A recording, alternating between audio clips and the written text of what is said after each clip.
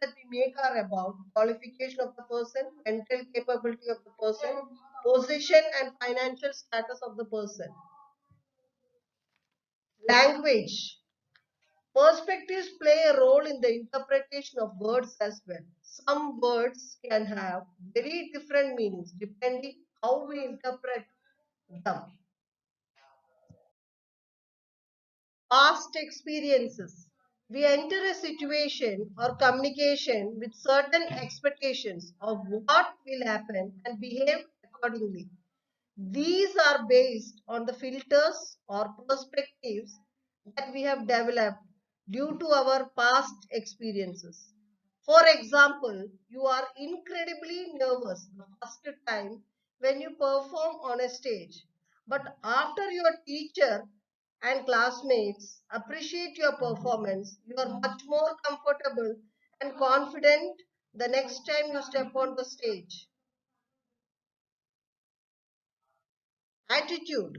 Attitude is a mindset that decides how an individual perceives an idea or a situation and responds to it. The following example illustrates how our attitude influences our perception. Look at the glass of water. Is it half filled, half full, or half empty?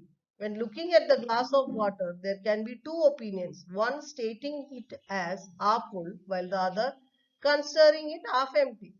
These opinions or perceptions depend upon the person's state of mind and his attitude. This example is often used as a metaphor for life to distinguish optimistic people from the pessimistic. Some people focus on the opportunities provided to them and feel grateful, while others choose to focus on the lack of facilities and complain about their life.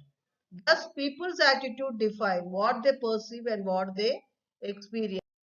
Prejudice is an idea or opinion that is not based on fact, logic, or experience. Prejudice is considered a negative attitude, especially when it is related to hatred or intolerance for certain groups of people.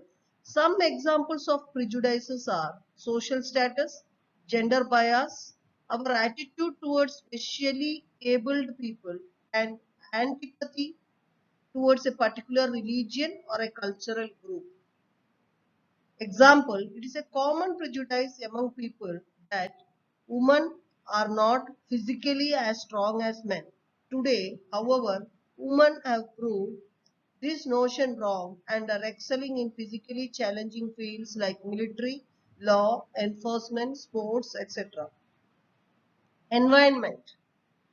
Do you speak to your parents in the same way that you do to your friend?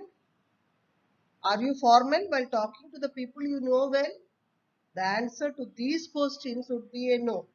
All of us communicate differently in different environments. For example, some students hesitate to voice their opinions in the classroom, while others thrive on the attention of their classmates. Therefore, while some students enjoy and learn from the classroom discussion, the shy students do not speak up in the class. If the teacher talks to the shy students personally, they are better able to convey their problems and opinions. Feelings. There are two ways in which your feeling can influence your communication with another person. The first one refers to the way how you feel on a specific day. If you are feeling well, you will communicate as usual, and if you are feeling sick or in a bad mood, you will talk differently. Since your well-being changes, it transforms your way of communication on a particular day. Imagine your teacher snubs you and your friend comes to discuss her weekend plans with you. How would you react? Do you generally respond the same way to such requests from your friends? Your friend, however, may end up feeling hurt. Therefore, if you're finding it difficult to communicate due to illness or other physical or mental stress, acknowledge it. It will help others to understand that the change in your communication style is due to your illness or stress. Beliefs. Our beliefs from a vicious cycle, our unique perspectives with which we interpret Any message or event stems from our belief systems.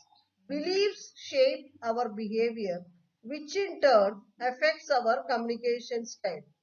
Our communication style elicits responses from others and determines the result of an interaction, and the reactions further reinforce our beliefs. Example: Rohan believes that nobody likes him. Due to this belief, he does not trust anyone and stays aloof. He usually behaves aggressively because he thinks that this is the only way to show his resentment towards others. Because of this behavior and communication style, people avoid interacting with him. This response reinforces his belief that nobody likes him. Therefore, the belief system is a vicious cycle that repeats itself. Unless we make a conscious decision and put in disciplined efforts to change it, so that we can think, behave, and communicate in a better way. Dr. Eric Burns' theory on transactional analysis aptly describes the effect of our belief system on our behavior. This theory outlines how we treat ourselves, how we relate and communicate with others. Dr. Byrne has proposed 4 life positions that each of us may take in approaching any interaction. The 4 positions are: I am okay, you are not okay. I am okay, you are okay. I am not okay, you are not okay. I am not okay, you are okay. These life positions represent combinations of one's attitude about oneself and the other people with whom he is interacting. For example, I am not okay. I do not believe in my opinions and decisions. You are okay. I think you are superior and have better judgment than me.